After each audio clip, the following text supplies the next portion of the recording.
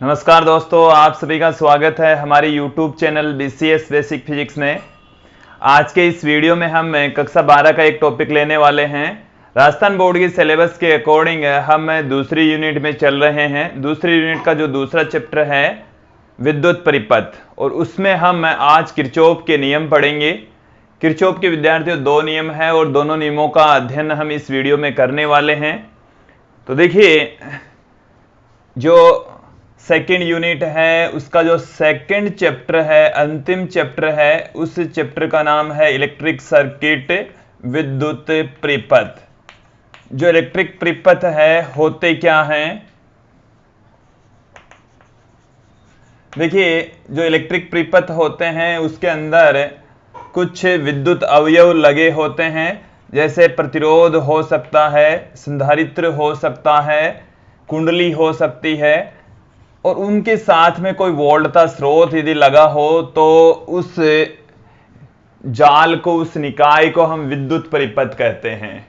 विद्युत परिपथ होता क्या है एक बार समझ लेंगे, सुन लीजिए कि कुछ विद्युत अवयव और वोल्टता स्रोत से बना जाल विद्युत परिपथ कहलाता है। विद्युत अवयव के रूप में प्रतिरोध हो सकता है, कोई कुंडली हो सकती है, कोई संधारित्र हो सकता है। देखिए, यदि हम बात करें प्रतिरोध की, प्रतिरोध या कुंडली या संधारित्र होने का अर्थ यह है कि इसका मतलब है कि कोई विद्युत उपकरण परिपथ में संयोजित होता है। विद्युत उपकरण का मतलब है उसका प्रतिरोध भी होता है, विद्युत उपकरण के अंदर संधारित्र भी हो सकता है, कुंडली भी हो सकती है। तो जो विद्युत परिपथ होता है उसका अर्थ यह है कि उसमें कुछ विद्युत अवयव लगे होते हैं, वोल्टता स्रोत लगा होता है, और उसका जो जाल होता है उसी को ही हम विद्युत परिपथ कहते हैं। देखिए, इसमें आपको कुछ चीजें आपको और समझनी है। विद्युत परिपथ में संधि, संधि क्या है? इसको संधि बिंदु कहते हैं, इसको नोड भी कहा जाता है। समझ लेंगे कि जैसे किसी विद्युत परिपथ में एक ऐसा बिंदु जहां पर तीन या तीन से अधिक वायर आकर मिलते हैं, तो उस बिंदु को हम संधि बिंदु कहते हैं। तीन भी मिल सकते हैं, तीन से ज्यादा भी मिल सकते हैं, तो उस बिंदु को हम संधि कहेंगे, नोड कहा जाएगा। तो देखिए, यहां से यदि कोई धारा आ रही है, इधर जा रही है, इधर जा रही है, तो इस बिंदु को हम संधि कहेंगे। ये वाला जो बिंदु है इसको संधि बिंदु कहा जाएगा, नोड कहा जाता है। एक इसमें आती है शाखा। देखिए, शाखा क्या है? किसी विद्युत परिपथ में, जैसे यहां से हमारे पास में ये कोई एक संधि है ए, दूसरी वाली संधि है बी, और यहां से करंट आ रहा है इधर से, इस तरीके से मैंने ये धाराओं की डायरेक्शन दिखा दी है इस तरीके से। तो यहां से ए से लेकर बी तक कोई दूसरी इसमें से शाखा नहीं निकल रही, तो कोई दूसरा हिस्सा इसमें से नहीं जुड़ा हुआ, तो ये ए से लेकर बी तक एक शाखा कहलाती है। तो शाखा में जो धारा बहेगी वो एक समान होती है। शाखा में जो धारा बहेगी वो एक समान होगी, और बहुत सारी शाखाओं का जो समूह होता है उसको हम नेटवर्क कहते हैं, जाल कहा जाता है। और तो बहुत सारी शाखाओं में विद्युत अवयव जब जुड़े होते हैं तो उस जाल को ही हम विद्युत परिपथ कहते हैं। आप लोगों को विद्युत परिपथ समझ में आ गए होंगे। अब विद्यार्थियों, किरचॉफ नाम का जो वैज्ञानिक है उन्होंने ये बताया था कि जो विद्युत परिपथ है उनको सोल्व करने के लिए, विद्युत परिपथ में से बहने वाली धाराओं की वैल्यू फाइंड आउट करने के लिए, प्रतिरोधों की वैल्यू फाइंड आउट करने के लिए हम जो किरचॉफ है उन्होंने दो नियम दिए। जटिल विद्युत परिपथों को सोल्व करने के लिए दो नियम दिए गए। तो जटिल परिपथ का अध्ययन करने के लिए किरचॉफ ने नियम दिए थे, और किरचॉफ के दो नियम हैं। तो देखिए विद्यार्थियों, क्या है एक्चुअल में किरचॉफ के नियम? किरचॉफ भी कह सकते हैं, कई बुक्स में आपको ये किरचॉफ भी मिल सकता है एक ही किरचॉफ के नियम। विद्यार्थियों, जो किरचॉफ के नियम हैं वो दो नियम हैं,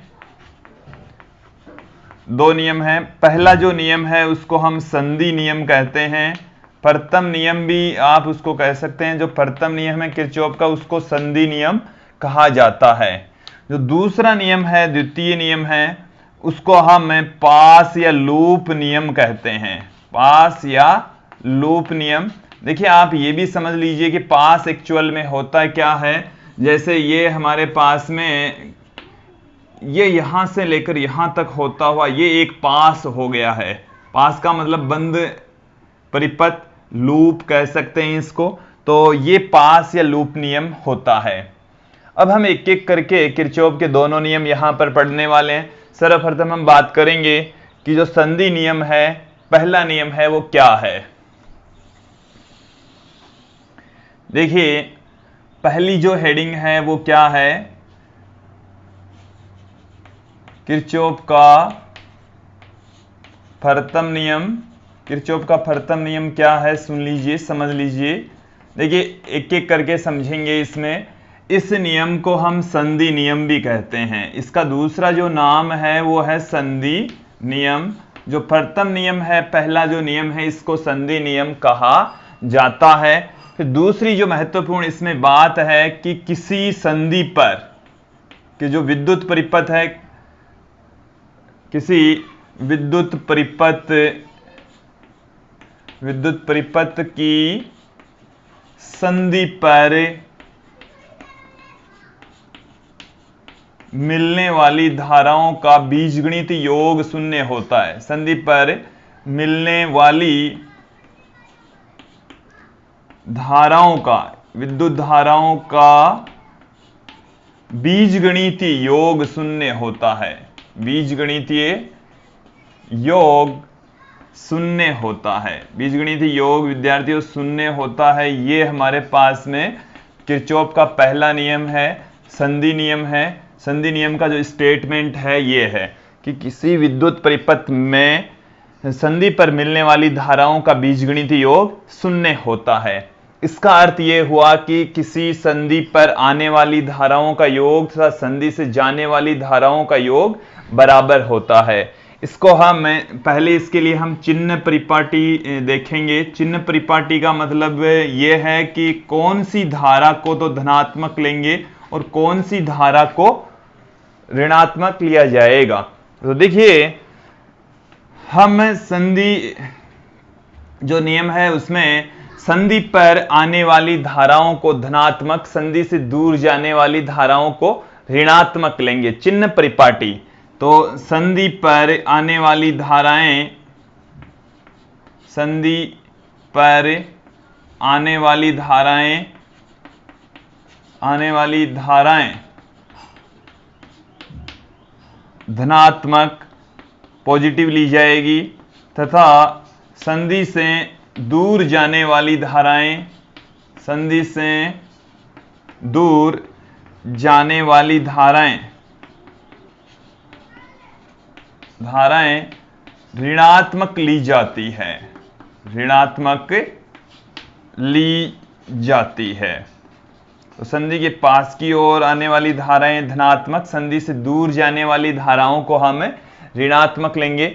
हम एक एग्जाम्पल से इस जो महत्वपूर्ण तथ्य चिन्ह परिपाटी इसको भी समझेंगे, संधि नियम को भी यहां पर हम समझेंगे। और जो संधि नियम है वो आवेश संरक्षण नियम की अनुपालना करता है। यहां पर आप देखेंगे हम एक एग्जाम्पल ले रहे हैं। एग्जाम्पल के लिए हमने एक संधि बिंदु ले लिया। जैसे ये कोई संधि बिंदु है, इस पर कुछ धाराएं आ रही है। जैसे यहां से ये I1 आ रही है, इधर से I2 जा रही है, इधर से I3 जा रही है, इधर पास में I4 आ रही है, इधर I5 आ रही है। इस संधि को हम O नाम दे दें। यहां पर संधि का जो नाम है वो है O। संधि को नाम हमने दिया है O। अब यहां पर आप देखेंगे इसका बीजगणित योग करना है। ये जो स्टेटमेंट है उसके अकॉर्डिंग चलना है कि किसी विद्युत परिपथ की संधि पर मिलने वाली धाराओं का बीजगणित योग शून्य होता है। इसका जो मतलब होता है वो ये होता है कि समेशन I इक्वल टू 0, धाराओं का बीजगणित योग शून्य होता है। समेशन का मतलब है जोड़ और I का मतलब है धाराओं का जोड़ शून्य होगा। अब यहां पर भी हम यही करने वाले हैं। संधि नियम से, जो संधि नियम है वो हमारे को ये बताता है कि किसी भी संधि पर मिलने वाली धाराओं का जो बीजगणित योग होता है वो शून्य होता है। यहां पर धारा जो I1 है वो संधि की ओर आ रही है, तो जो I1 है इसको हम धनात्मक लेंगे। I2 दूर जा रही है तो इसको हम ऋणात्मक लेंगे। फिर देखिए विद्यार्थियों, जो I3 है वो भी संधि से दूर जा रही है। इसको समझ लीजिए कि संधि के पास की ओर आ रही है इसलिए इसको धनात्मक लिया, संधि से दूर जा रही है इसलिए ऋणात्मक लिया, ये भी संधि से दूर जा रही है ऋणात्मक लिया, ये संधि के पास में आ रही है इसको धनात्मक लेंगे, ये भी संधि के पास में आ रही है इसको भी हम धनात्मक लेंगे। तो प्लस में I4 आ जाएगा, प्लस में I5 आ जाएगा, और इन सब का ये हो गया बीजगणितीय योग, और इन सब का जो मान है वो शून्य के इक्वल होगा। समेशन I इक्वल टू 0 हमने कर दिया है। तो जो संधि के पास में जो धाराएं आ रही थी उसको हमने लिया धनात्मक, और जो संधि से दूर जा रही है उसको हमने लिया ऋणात्मक। तो हमारे पास में ये आ गया। देखिए विद्यार्थियों, यहां पर जो धनात्मक वाली वैल्यू है, एक तो I1 है, प्लस में I4 है, प्लस में I5 है, ये माइनस वाली को बराबर के दूसरी तरफ ले जाइए, I2 प्लस में I3 आ जाएगा। तो जो पहला नियम है संधि नियम है, इसको इस के आधार पर हम दूसरे तरीके से भी पुट कर सकते हैं। यह है संधि की ओर आने वाली धाराएं और यह है संधि से दूर जाने वाली धाराएं। तो संधि नियम को इस प्रकार से भी कहा जा सकता है कि किसी संधि पर आने वाली धाराओं का योग संधि से दूर जाने वाली धाराओं के योग के बराबर होता है। यह है संधि की ओर आने वाली धाराएं। तो संधि की ओर आने वाली धाराओं का योग, ये जो योग है वो बराबर होता है संधि से दूर जाने वाली धाराओं के योग के बराबर। संधि से दूर जाने वाली धाराओं का योग, तो संधि के पास आने वाली धाराएं संधि से दूर जाने वाली धाराओं के योग के बराबर होती है। आप लोगों को यहां तक समझ में आ गया होगा। देखिए ये जो संधि नियम है इसमें आवेश संरक्षण नियम की अनुपालना होती है। आवेश संरक्षण नियम लागू होगा क्योंकि किसी भी संधि पर कोई अतिरिक्त आवेश नहीं होता। यहां पर कोई आवेश मौजूद नहीं है, धारा आ रही है, इसका मतलब आवेश आ रहा है, तो जितना आवेश आएगा उतना ही आवेश चला जाएगा। कुल आवेश है वो नियत रहेगा, संरक्षित रहेगा। आने वाला आवेश बराबर होगा जाने वाले आवेश के। तो संधि नियम में आवेश संरक्षण नियम की अनुपालना होती है। अब यहां पर हम बात करेंगे, जैसे यहां पर हम एक एग्जाम्पल आपको समझाएंगे और उस एग्जाम्पल में ये समझाने का प्रयास करेंगे, संधि नियम को समझाने का प्रयास करेंगे। देखिए जैसे ये हमारे पास में कोई विद्युत परिपथ है, विद्युत का कोई जाल है। यहां से आप देखेंगे इस जाल में ये वाली जो धारा है, जैसे मैं 3 एम्पियर कंसीडर कर लूं, यहां से इस वाली धारा को मैं 4 एम्पियर कंसीडर कर लूं, और यहां पर मैं इस प्रकार से कह दें कि ये वाली जो धारा है वो यहां से इधर ही हम इसको इंक्लूड कर दें। ये 1 एम्पियर है, यहां से ये इधर चली गई है 5 एम्पियर, ये यहां से I एम्पियर जा रही, तो I की वैल्यू क्या होगी? तो देखिए विद्यार्थियों, इस संधि पर आने वाली धाराओं का योग ये और ये दोनों ही आ रही है, तो जाने वाली धाराओं की योग के बराबर होगा। तो यहां से जो धारा बहेगी वो इधर से 3 एम्पियर आ रही है, इधर से 4 एम्पियर आ रही है, तो 3 और 4 इधर से 7 एम्पियर जाएगी। अब यहां से ये 7 एम्पियर जा रही थी और इधर आकर ये 1 एम्पियर और मिल गई, तो इधर इस वाले हिस्से में से यहां से लेकर यहां तक ये 8 एम्पियर प्रवाहित होगी। अब 8 एम्पियर में से 5 तो इधर चलेगी, तो इधर जाएगी ये 3 एम्पियर। तो आप लोगों को भी ये समझ में आ गया होगा। एक बार फिर से सुन लीजिए, इधर से 3 एम्पियर, इधर से 4, तो इधर हो गया 7, इधर से 1 एम्पियर और आकर मिल गई 1 एम्पियर, तो यहां पर आने वाली धाराओं का योग तो 7 + 1 8 हो गया, तो इधर से 8 जाएगी, इधर से देखिए 8 जा रही है, 8 आ रही है, तो जाने वाली धाराओं का योग इधर इस वाली संधि के लिए देखेंगे 8 तो आ रही है और जा रही है 5 + I, 5 + आई जा रही है तो आई की वैल्यू कितनी आ जाएगी विद्यार्थियों? 8 - 5 बराबर 3 एम्पियर आ जाएगी। तो आप लोगों को किरचॉफ का पहला नियम समझ में आया होगा, संधि नियम समझ में आया होगा, जिसमें आवेश संरक्षण नियम की अनुपालना होती है। अब हम देखेंगे किरचॉफ का दूसरा नियम। दोस्तों अब हम बात करेंगे किरचॉफ के दूसरे नियम की। देखिए क्या है किरचॉफ का दूसरा नियम। हमने अब इसकी सेकंड हेडिंग देखी है, डाली है, किरचॉफ का दूसरा नियम। किरचॉफ का द्वितीय नियम। द्वितीय नियम का जो दूसरा नाम है वो है लूप नियम। लूप या इसको हम पास नियम भी कहते हैं। लूप या पास नियम भी कहते हैं। इस नियम में ऊर्जा संरक्षण नियम की अनुपालना होती है। ऊर्जा संरक्षण नियम की अनुपालना होती है। अब क्यों होती, कैसे होती, वो हम आपको समझा देंगे अभी। देखिए ये जो नियम है वो बंद परिपथ के लिए होता है, बंद लूप के लिए होता है। और बंद परिपथ में विभव पतनों का योग शून्य होता है। विभव पतनों का योग शून्य होगा, योग शून्य होता है। देखिए क्या है इसका अर्थ, समझेंगे कि किसी बंद परिपथ में जो कुल विभव पतन है वो शून्य होगा। और विद्यार्थी इसको हम दूसरे तरीके से भी कह सकते हैं, समेशन V = 0, कि कुल जो वोल्टेज ड्रॉप हुआ है वो शून्य होगा। बैटरी का जो वोल्टेज हमने लगाया वो सारा का सारा दूसरे विद्युत अवयवों पर ड्रॉप हो जाता है।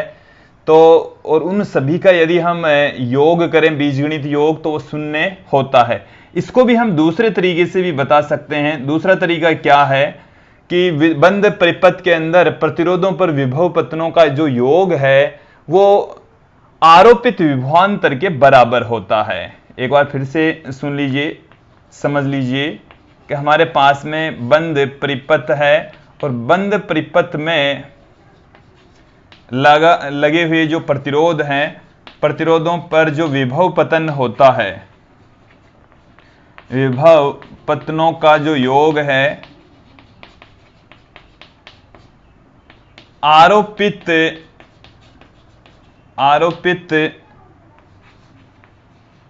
विभवांतर के बराबर होता है। आरोपित विभवांतर हम कह सकते हैं, आरोपित विद्युत वाहक बल कह सकते हैं के बराबर होता है, बराबर होता है। एक बार देखिए, समझेंगे।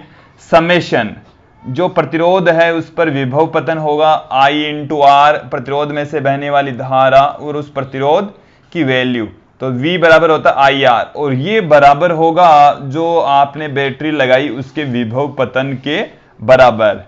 अब इसको भी हम समझने के लिए इससे ठीक पहले हम चिन्ह परिपाटी की बात करेंगे। देखिए चिन्ह परिपाटी का मतलब है कि कब तो आप विभव पतन को पॉजिटिव लेंगे और कब विभव पतन को नेगेटिव लेंगे। देखिए धारा की दिशा में प्रतिरोध पर जो विभव पतन होता है उसको धनात्मक, प्रतिरोध पर, जब इसका आप एक दो एग्जाम्पल समझेंगे तब ये बेटर तरीके से समझ में आएगा। प्रतिरोध पर विभव पतन धनात्मक और तथा धारा की विपरीत दिशा में, धारा की विपरीत दिशा में विभव पतन ऋणात्मक लिया जाएगा। विभव पतन ऋणात्मक, ये हमारे चिन्ह परिपाटी का पहला बिंदु हो गया, समझेंगे। देखिए जैसे हमारे पास में ये कोई बंद परिपथ का एक हिस्सा है, इसमें धारा इधर I बह रही है, ये कोई प्रतिरोध है, और हम बंद परिपथ के अंदर विद्यार्थियों किसी शाखा से चलेंगे। बंद परिपथ के अंदर एक पूरा लूप स्टार्ट करेंगे, एक बिंदु से चलेंगे, बंद परिपथ के विभिन्न अवयवों से होते हुए वापस उसी बिंदु तक लौटना है।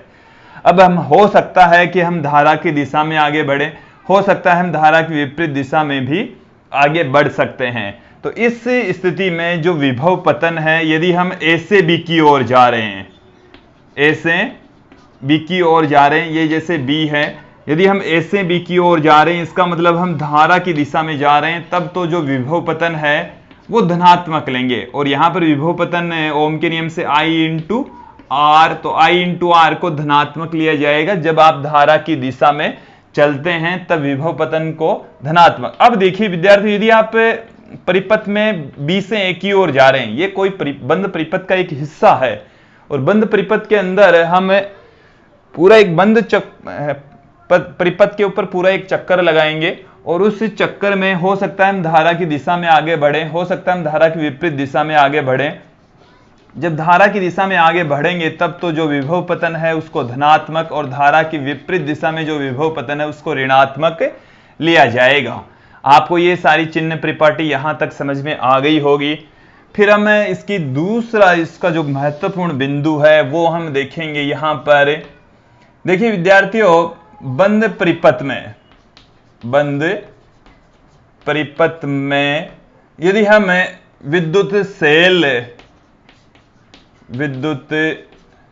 सेल के ऋण टर्मिनल से धन टर्मिनल की ओर जा रहे हैं, ऋण से धन टर्मिनल की ओर चलते हैं, की ओर जाने पर, ऋण से धन की ओर जा रहे हैं, तो विद्युत वाहक बल है, उस बैटरी के विद्युत वाहक बल को धनात्मक लिया जाएगा।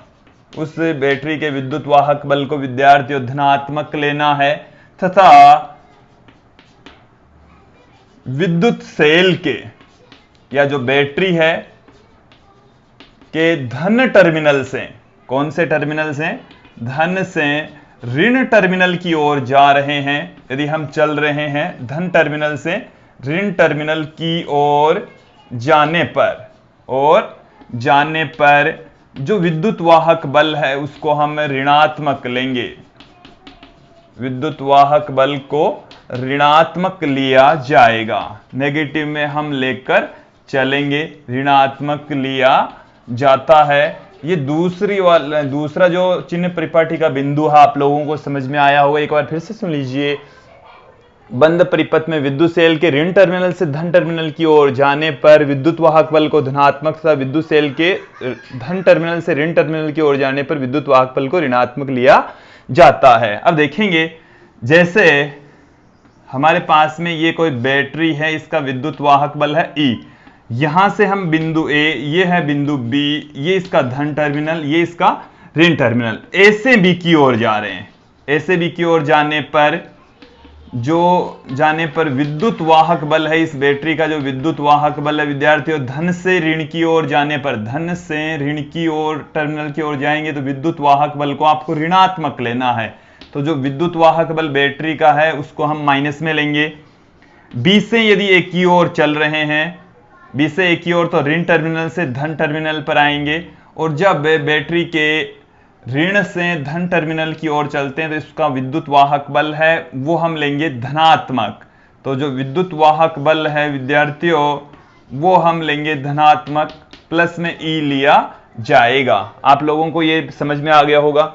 मैं एक सिंपल सा बंद परिपथ का निर्माण कर रहा हूं। यहां पर देखिए, जैसे हमारे पास में ये कोई प्रतिरोध है और यहां पर ये कोई बैटरी लगी हुई है, यहां पर कोई एक अन्य प्रतिरोध है, और यहां पर भी हम एक बैटरी तथा एक अन्य प्रतिरोध संयोजित कर लेते हैं। मैंने समझने के लिए यहां पर इसको मैं कह दूं E1, इसको हम कह दें R1, इसको R2, इसको हम E2 कह दें, इसको हम R3 कह दें। और देखिए विद्यार्थी, हम कोई से भी एक इससे बहने वाली जो धारा है उसको हम I1 कह दें, यहां से I2 चली गई, यहां से ये I3 चली गई, इस तरीके से जा रही है। हम कंसीडर कर लेंगे धाराओं के मान को, तो हम कंसीडर कर लेंगे। यहां पर जो I1 है वो I2 और I3 के योग के बराबर है, वो बाद में कंडीशंस आ जाएगी जब न्यूमेरिकल क्वेश्चंस आप सोल्व करेंगे तब। यहां पर मैं सिर्फ चिन्ह परिपाटी को समझाने का प्रयास कर रहा हूं। ये मैं बिंदु दे देता हूं A, इसको बिंदु B, इसको C, इसको D। हम एक बंद लूप ले रहे हैं A B C D A। ध्यान देंगे विद्यार्थियों, हम बंद पास ले रहे हैं। बंद पास के अंदर ही किरचॉफ का दूसरा नियम लागू होगा। ए से बी पर आए, कोई प्रतिरोध नहीं है, कोई विभव पतन नहीं हुआ। बी से जब सी पर जाएंगे तो R2 प्रतिरोध आगे, इसमें से धारा बह रही है I3, तो धारा तो I3, प्रतिरोध है R2। ध्यान देंगे I3 R2, तो ये हमारे पास में हम धारा की दिशा में ही इस प्रतिरोध के ऊपर से जा रहे हैं, तो विभव पतन को हम लेंगे धनात्मक। यदि ए से बी की ओर धारा की दिशा में जा रहे हैं तो विभव पतन को लिया जाएगा धनात्मक। अब इसके हम पॉजिटिव से नेगेटिव टर्मिनल की ओर जा रहे हैं, तो जब पॉजिटिव से नेगेटिव टर्मिनल की ओर जाएंगे तो विद्यार्थियों इसका जो विद्युत वाहक बल है वो ऋणात्मक लिया जाएगा, और जो बैटरी वाले विद्युत वाहक बल है उसको हम बराबर के दूसरी तरफ पुट करेंगे, बराबर के दूसरी तरफ विद्युत वाहक बलों को पुट किया जाएगा, और प्रतिरोधों पर जो विभव पतन है उसको बराबर के एक तरफ पुट किया जाएगा। देखो इसमें एक कंडीशन और भी हो सकती है, यदि आप सभी को ही बराबर के एक ही तरफ पुट कर रहे हैं तो आपकी जो बैटरी वाली चिन्ह परिपाटी है वो इसकी अपोजिट हो जाएगी। तो आपको दिमाग में यही रखना है, बैटरी वाले को एक बार छोड़ देंगे यहां से जब यहां पर आएंगे तो यहां पर भी धारा इधर ही बह रही है I1, तो प्लस में यहां पर आ जाएगा I1 R1। अब यहां पर बराबर के दूसरी तरफ चलेंगे तो इसका जो विद्युत वाहक बल है वो तो प्लस से माइनस की ओर हम इस तरीके से चल रहे हैं बंद लूप में, तो ये तो आएगा माइनस में E2, और ये माइनस में प्लस की ओर चलेंगे तो ये आएगा प्लस में E1। तो ये हमारे पास में एक समीकरण बनेगा, इस तरीके से समीकरणों का निर्माण होगा। दूसरे वाले लूप में भी इसी तरीके से हम समीकरण का निर्माण करेंगे, और फिर हम धाराओं की वैल्यू यहां से फाइंड आउट कर सकते हैं। हम आगे कि कुछ वीडियो बनाएंगे जिसमें आपको किरचॉफ के नियम पर आधारित कुछ न्यूमेरिकल क्वेश्चन सॉल्व करवाएंगे, तब आपको बेटर तरीके से समझ में आ जाएगा। मेन जो नियम है वो आप लोगों को समझ में आ गए होंगे। धन्यवाद।